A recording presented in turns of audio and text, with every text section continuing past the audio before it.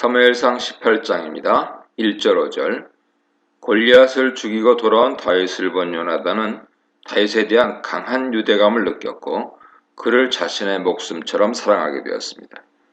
나중에 사무엘하 1장 26절에서 요나단의 다윗에 대한 사랑은 여인의 사랑보다 더 강했다고 말할 만큼 요나단과 다윗의 결속과 우정은 매우 깊었습니다. 요나단은 하나님과 동행하는 사람으로 다윗과 같은 신앙을 가지고 있었습니다. 요나단이 단둘이서 블레셋 군대를 쳐들어간 것이나 다윗이 물면만 들고 혼자 골리앗과 싸우러 나간 데는 하나님께 대한 철저한 신뢰와 전쟁은 여호와의 것이라는 신앙이 있었기 때문입니다. 이렇게 동일한 신앙을 가진 요나단과 다윗은 깊은 동질감을 느끼며 서로에 대한 강한 유대감을 갖게 됩니다. 이들의 결속은 요나단이 죽고 나서까지 이어지죠.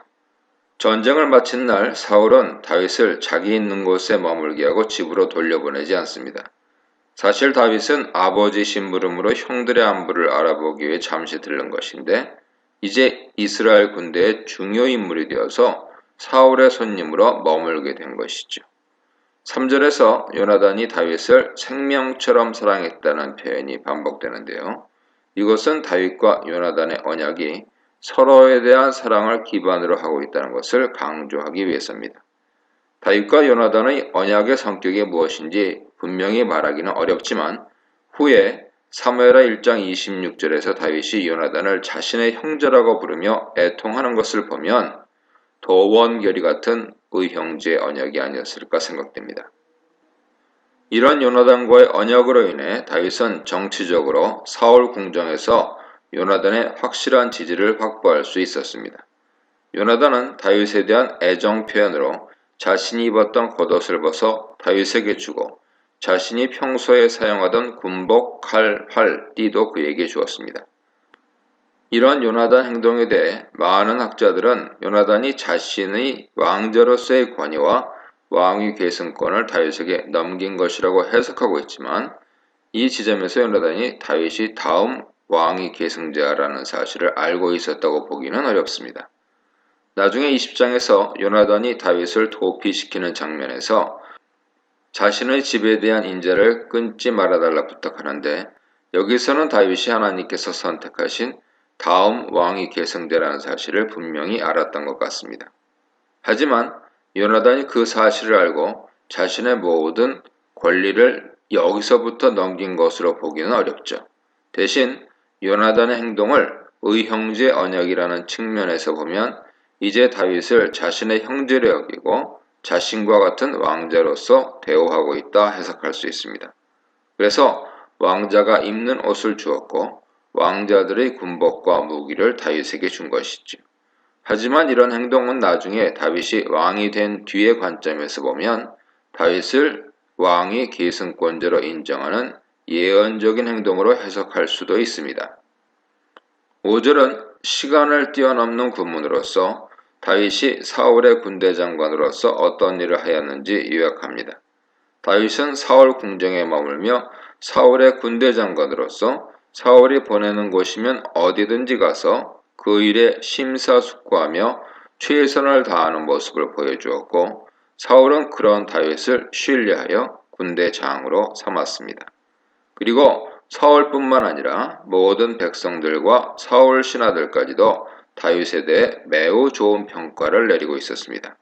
마치 사무엘상 2장 26절에서 사무엘이 사람들과 하나님 눈에 좋게 여김을 받은 것과 같죠. 이렇게 다윗은 사무엘처럼 모든 사람의 인정을 받는 사람으로 성장했습니다. 6절 9절입니다. 다시 블레셋과의 전쟁이 끝나고 군대가 돌아올 때 시점입니다. 여기서 화자는 특별히 다윗이 돌아올 때라는 말을 삽입해서 이야기 주인공이 다윗이라는 사실을 강조하고 있습니다. 전쟁이 끝난 뒤에 승리를 축하하며 여인들이 소고와 경새를 가지고 나와서 춤을 추고 노래하면서 사울 왕을 환영했습니다. 여인들은 사울이 죽인 자는 천천히요, 다윗은 만만히로다 하면서 두 영웅이 많은 사람들을 죽이고 돌아왔다고 칭송하는 노래를 부릅니다. 그런데 이 노래를 들은 사울은 매우 화가 났습니다.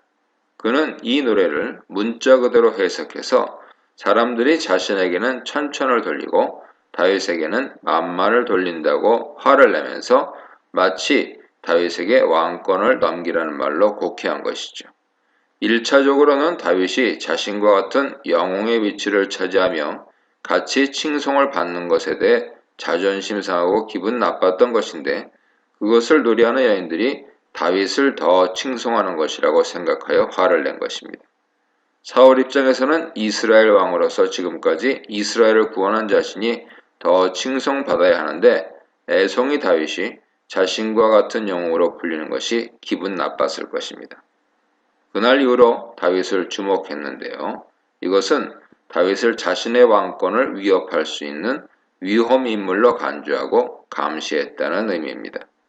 하나님의 영이 없는 사람이 권력자의 자리에 앉아 있으면 그 권력이 하나님께서 주신 것이라는 사실을 잊어버리고 권력을 잃어버리지 않기 위해 늘 경계하며 자신의 경쟁자를 제거하려고 합니다.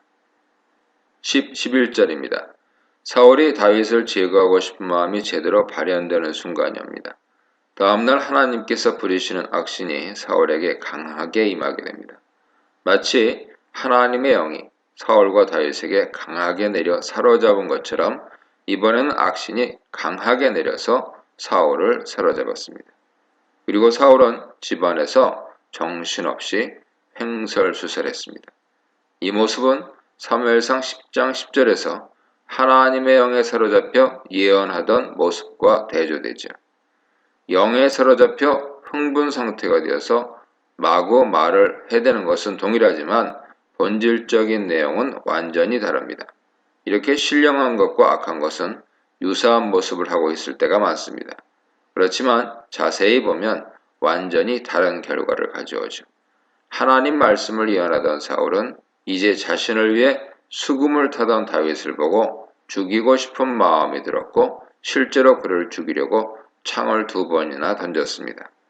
악령에 사로잡힌 사울은 마음에 있던 미움과 악한 생각들을 거리낌 없이 행동으로 옮긴 것이죠.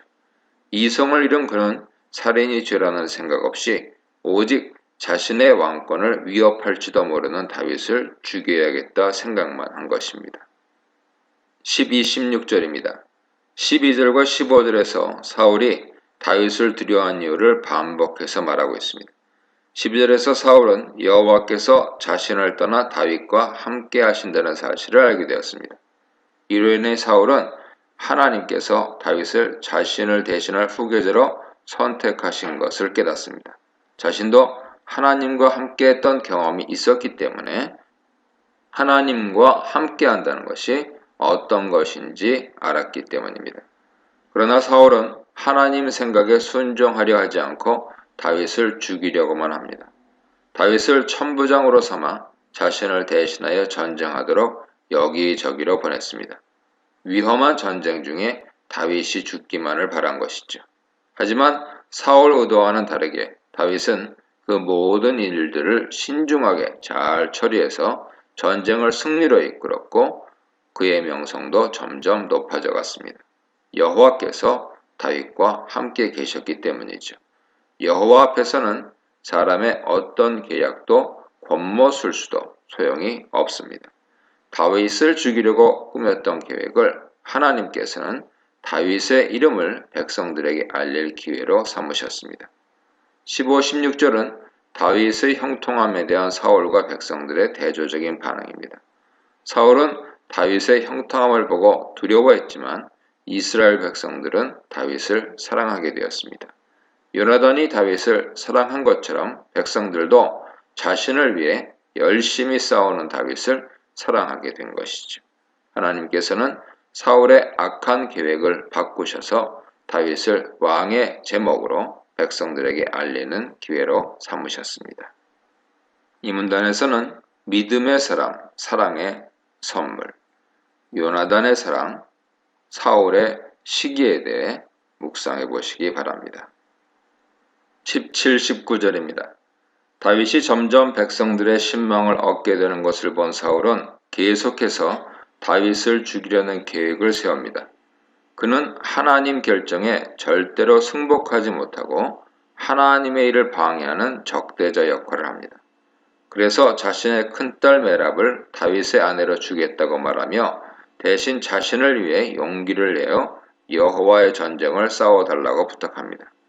여기서 사울은 자신을 대신해서 싸우는 전쟁을 여호와의 전쟁이라고 말합니다. 기본적으로 이스라엘의 전쟁은 여호와께서 왕이시기 때문에 여호와의 전쟁이죠. 하지만 여기서 사울이 여호와의 전쟁이라고 말한 것은 다윗을 올가매기 위한 표현입니다. 여호와의 전쟁이라고 하면 신실한 다윗이 거절하기가 어렵기 때문입니다. 그런데 화자는 사울의 속내를 알려주죠. 사울이 다윗을 전쟁터로 보내 자신의 손이 아닌 블레셋 사람의 손에 죽이려고 했다는 것입니다. 화자는 사울의 속내를 알려줌으로써 사울이 다윗을 죽이려고 자신의 딸과 여호와까지 이용하려 한다 말해주고 있습니다. 여기서 사울은 비정하고 비열한 인물로 그려지죠. 이렇게 하나님을 떠난 인간은 하나님께서 싫어하시는 불법, 거짓말, 무정함을 수단으로 삼아서 자신의 이익을 위해 일하게 됩니다. 하지만 다윗은 자신과 자신의 가문은 그럴 자격이 되지 않는다고 거절합니다. 다윗은 사울이 딸 메랍을 이용해서 자신을 죽이려 한다는 사실을 몰랐을 것입니다. 하지만 그의 겸손함과 여호와께서 주신 지혜로 사울의 계획을 수포로 돌아가게 했습니다. 19절에서 사울이 메랍을 다윗에게 주겠다고 말한 시기에 모올라 사람 아드리엘의 아내로 주었다고 말하는 것은 사울이 딸의 결혼을 미리 내정해 놓은 상황에서 다윗을 죽이기 위해 메랍을 이용했다는 것을 분명하게 보여주는 것이죠. 그 얘기는 가족도 자신의 목적을 위한 수단으로밖에 보이지 않았던 것입니다. 사울은 하나님을 떠난 이후 점점 더 비인간적이 되고 악해갔습니다. 21절입니다. 갑자기 사울의 딸 미갈이 다윗을 사랑한다는 말이 나옵니다. 아이러니한 것은 사울은 다윗을 미워하여 죽이려고 혈안이 되어 있는 상황에서 그의 아들 요나단과 딸 미갈은 다윗을 사랑하고 있다는 사실이죠. 사울이 다윗을 죽이려고 했을 때 이들은 다윗을 살리기 위해 애씁니다. 그런데 미갈이 다윗을 사랑한다는 소식을 누군가가 사울에게 알려주었습니다. 그 소식을 듣고 사울은 매우 좋게 여겼죠. 이유는 21절에 등장하는데요. 화자는 여기서 사울의 속마음을 우리에게 전부 알려줌으로써 그가 다윗을 죽이기 위해 얼마나 골몰하고 있는지 보여줍니다. 이 소식을 듣자마자 사울은 자신의 딸 미갈을 다윗을 잡을 덫으로 이용하고자 생각합니다. 그녀를 이용해서 다윗을 블레셋 사람의 손에 죽일 계획을 세웁니다.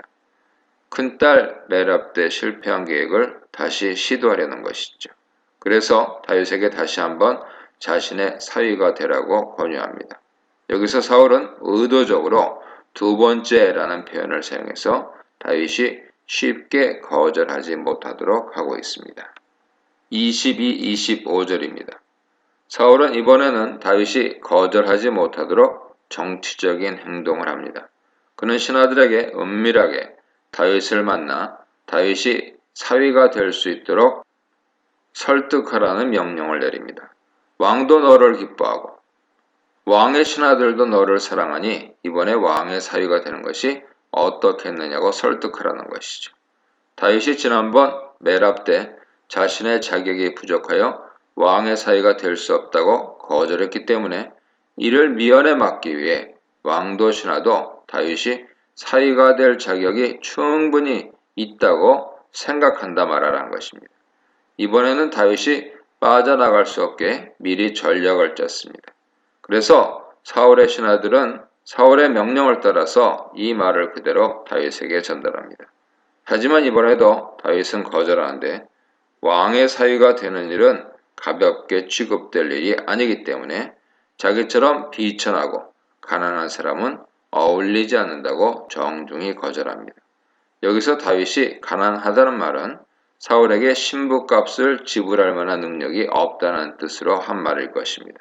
그렇기 때문에 이런 다윗의 말이 그대로 사울에게 전달되었을 때 사울은 신부값 받기를 원하지 않는다고 다윗에게 전하라고 합니다.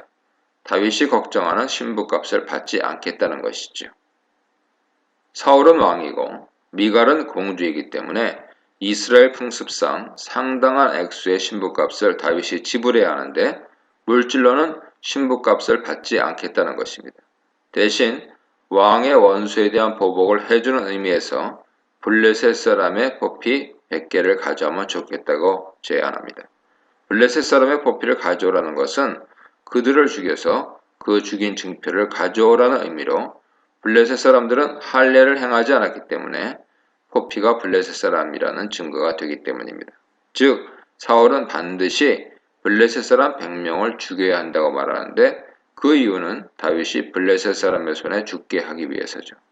이 본문에서 이 구문이 세 번째 반복되는데 이것은 사울이 다윗을 정말로 죽이고 싶어 한다는 것을 강조하기 위해서입니다. 26절로 30절입니다. 사울의 말을 다윗에게 전하자 마치 20절에서 사울이 미갈이 다윗을 사랑하는 것을 좋게 여긴 것처럼 다윗은 이 일을 좋게 여겼습니다. 20절에서 사울은 다윗에게 덫을 놓을 수 있다고 생각해서 좋게 여겼었는데 26절에서 다윗이 좋게 여김으로 사울의 덫에 빠진 것처럼 보이죠. 사울은 아마도 자신이 쳐놓은 덫에 다윗이 빠졌다고 좋아했을 것입니다. 하지만 상황은 사울 계획대로 흘러가지 않았습니다. 다윗은 부하들과 함께 가서 블레셋 사람 200명을 죽이고 그들의 포피를 사울에게 가져왔습니다. 사울이 원한 숫자의 2배를 가져온 것이죠. 하나님께서 함께 하시는 다윗에게는 사울의 덫이 소용없었습니다. 결국 사울은 다윗을 죽이지 못하고 약속대로 미갈을 다윗의 아내로 주었습니다. 다윗은 사울 가문의 일원이 됨으로써 왕권에 한 걸음 가까이 가게 되었습니다. 28, 29절은 이 이후의 사울과 다윗의 관계를 요약한 부분입니다. 사울은 다윗이 자신이 쳐놓은 덫에 걸리지 않고 형통한 모습을 보면서 여호와께서 그와 함께 하신다는 사실을 알았고 다윗을 두려워하게 되었습니다. 언젠가 다윗이 자신을 밀어내고 왕위에 오를 것이라는 것을 알았기 때문입니다. 하지만 이와 대조적으로 사울의 딸 미갈은 다윗을 사랑했습니다. 이러한 대조를 통해서 사울이 점점 고립되고 있다는 것을 알 수 있죠. 이런 두려움과 고립감으로 사울은 더더욱 다윗을 미워하게 되었고 결국 남은 평생 다윗을 원수로 여기게 됩니다. 그리고 이때부터 노골적으로 다윗을 죽이려는 시도를 하게 되죠. 이렇듯 다윗에 대한 사울의 미움과는 달리 다윗은 블레셋과의 전투가 일어나면 사울의 신하들보다 훨씬 훌륭하게 싸우고 승리를 이루어내므로 이스라엘 백성들 사이에서 다윗 명성은 날로 높아지고 사람들은 다윗을 사랑하게 됩니다. 여기서 그의 이름이 심히 귀하게 되다 하는 표현은 명성이 높아진다는 뜻이죠. 이제 사울을 제외한 모든 사람들이 여호와께서 함께 하시는 다윗을 좋아하고 그를 지도자로 여기게 됩니다. 이렇게 해서 하나님께서 선택하신 사람은 누군가 길을 막으려 하고 비난하며 용기를 꺾으려고 해도 하나님께서 그 길을 여시고 계획하신 길로 인도하신다는 것을 알 수 있죠. 사울과 다윗을 보면서 과연 나는 하나님과 함께하면서 하나님의 일을 열심히 하는 다윗을 닮았는지 아니면 그런 다윗을 보면서 질투에 사로잡혀 그를 비난하고 해하려는 사울의 모습을 닮았는지 늘 점검하는 것이 필요합니다. 이 문단에서는 평생의 대적자, 평생의 동행자, 비정한 왕, 비정한 아비, 갈수록 악해지는 자, 갈수록 사랑받는 자에 대해 묵상해 보시기 바랍니다.